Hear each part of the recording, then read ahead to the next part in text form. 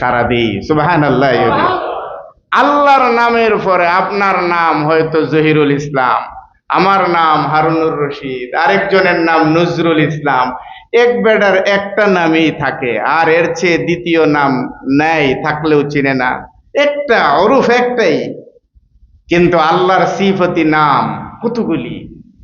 এরপরে আরেকজন, ওই যে আল্লাহর পরেই যার জায়গা, নবী মুহাম্মদ সাল্লাল্লাহু আলাইহি ওয়াসাল্লাম, আরেকজন তিনি হলেন নবী মুহাম্মদ সাল্লাল্লাহু আলাইহি ওয়াসাল্লাম। আমরা তো একটা নামই জানি, আমরা হয়তো একটা নামই জানি, কিন্তু নবী করিম সাল্লাল্লাহু আলাইহি ওয়াসাল্লামের অনেকগুলি নাম।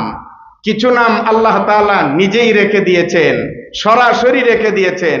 কিছু নাম নবীকে ইশারা দিয়ে বলে দিয়েছেন, এই দুনিয়ার মানুষে তার এক একটা নামে পরিচয় লাভ করতে স্বাচ্ছন্দ্য বোধ করে।